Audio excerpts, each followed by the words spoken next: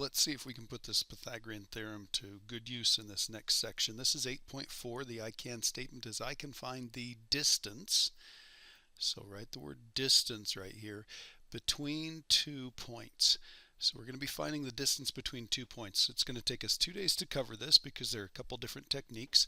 The warm-up, which is going to help remind us of a couple of ways to denote points on a graph and different things that we've done in the past.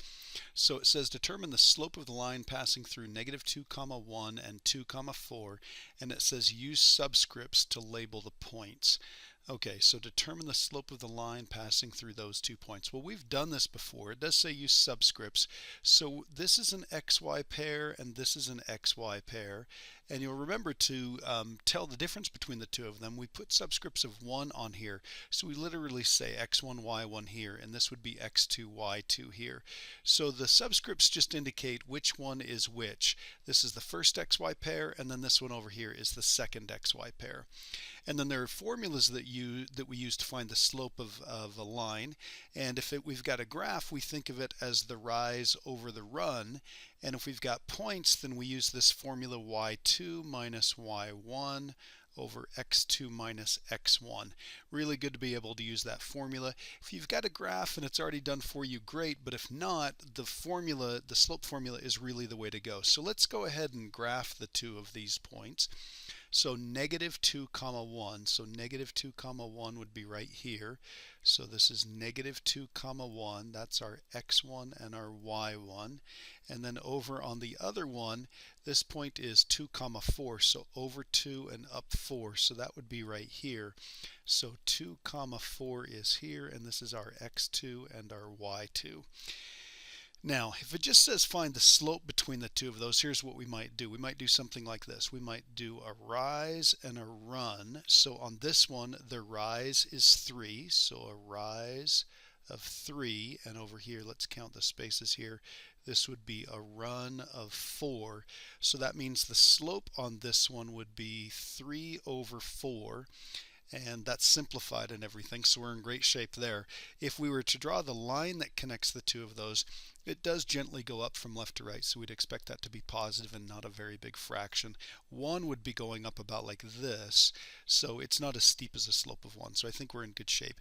And then just to double check and make sure that we've got this right, let's do m equals, let's do the y2 minus the y1. Again, it's not a bad idea to put the minus in between there.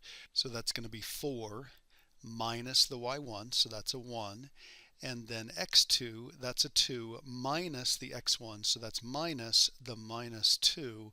So on the top we get a 3, and on the bottom we end up with, this is a plus, so that's going to be 4, so that's 3/4. So we're all set to go there. And then the next warm-up question, it says, how would you describe distance? Well, I would describe the distance this way. I would say how far it is from one place to another. So how far it is from one place to another. Now, just a reminder, when we talk about distance, we're usually saying it's a positive quantity, it's a positive value. We don't say that when we go home it's 5 blocks and when we come back to school it's -5 blocks or something like that. So just keep that in mind. Now, finding distance is a big deal. We've already seen that when we've been working with absolute value equations and things like that. So we're usually interested in the shortest distance possible. If we're going to find a distance, we want the shortest distance possible. And the shortest distance between 2 points is a straight line, Now, are there any exceptions to this? Well, if you get really technical, if we were on the Earth and we were going between, say, Paris and Salt Lake City or something like that, you kind of have to follow a curved path on the Earth called a great circle. It is a bit of a curve, and it's kind of surprising where those great circles go, but we're not going to concern ourselves with technicalities like that. We're talking about distance on a plane, on a flat surface, nothing that's curved or anything like that. So just as when finding the slope, there are 2 ways to find the distance. One is useful if you're given a graph. And the other one is useful if you're just given 2 points, given coordinates.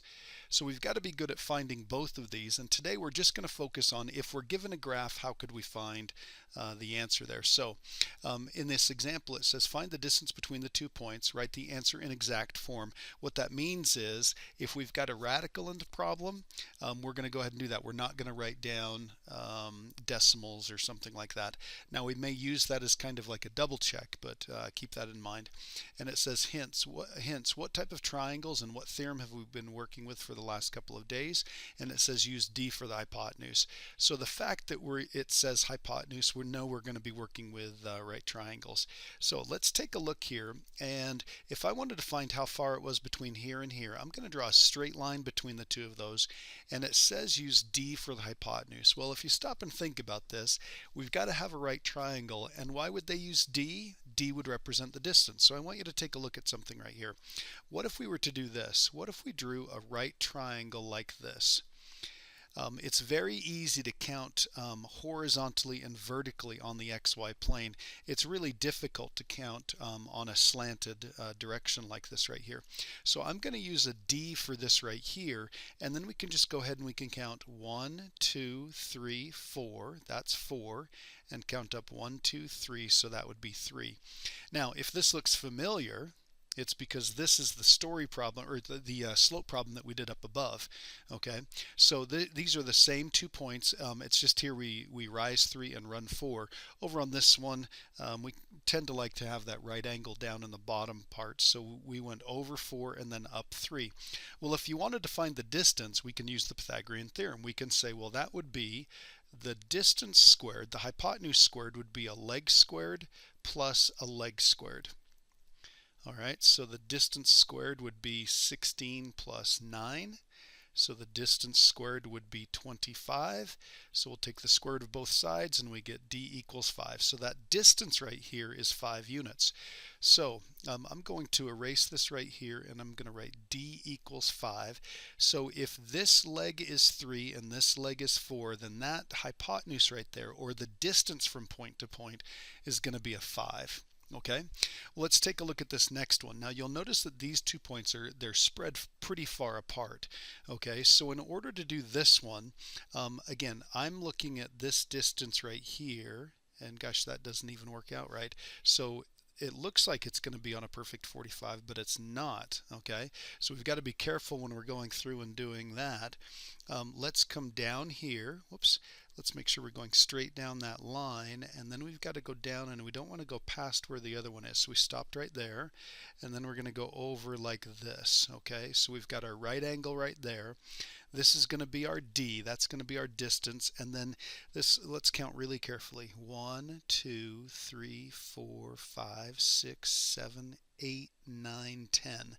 So this is 10, and let's just double check.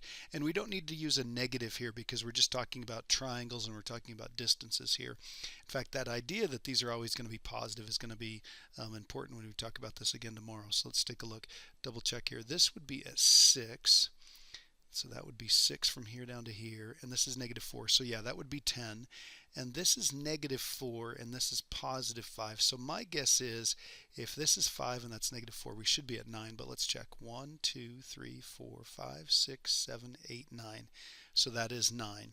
So the distance that we want here is like the hypotenuse. So the hypotenuse squared is going to equal a leg squared. So that leg right there is 10. So that's going to be 10 squared plus the other leg squared. So we get D squared equals, this would be 100 plus 81. So we get D squared equals 181. And then we're going to take the square root of both sides. So we get D equals the square root of 181. And then we'd look to see if we could simplify this. 181 does not have any nice factors. We could maybe break this down a little bit, but we're not going to find any pairs of factors. So we're going to stop this right here, and we're done. We don't have to do anything else. It did say write in exact form. If you wanted to double check and make sure that you were kind of in the ballpark, we could pull up a calculator here and just type this in. So I'm going to type in, let's see, this is an older calculator, so I'm just going to type in a square root. Notice it has a set of parentheses there. I'm going to close that. And then take a good guess. These are the two legs. This has got to be bigger than either one of those. So we'll hit enter. It ends up being 13.45. It is the longest of the three sides on the triangle, which is what the hypotenuse should be. So we're in good shape there. And we'll slide down and we'll take a look at this last one. This is a problem from your assignment. This is problem number 14. And this is pretty typical of what you're going to see. They probably already draw the line for you, unlike we did up above. So I'm going to put a D on this one. And then I'm going to draw a line here and a line here. This is our right angle. So let's figure out how long this leg is. It looks like this leg would be 1, 2, 3, 4, 5, 6. So this is 6. And 1, 2, 3 here. So again, I'm going to say it this way, and I'd like you to do that also. It's going to be helpful in the long run. This is going to be the hypotenuse squared, or the distance between the points squared, equals a leg squared, 6 squared, plus the other leg squared. And then we just go through and we solve this. So this is 36 plus 9. So d squared equals, this would be 45, and I'm hoping you recognize this number because we've actually done this problem before. That would be 9 times 5, which would be 3 times 3 times 5. There's a pair of 3's, so the answer on this one is 3 radical 5. Again, we want to leave the answer in radical form. We want to leave it as a nice simplified radical problem, exact answer. All right, that's what your assignment is like. Please do them this way. That'll have you prepared for what we're going to do tomorrow, because we're going to continue with distance between points.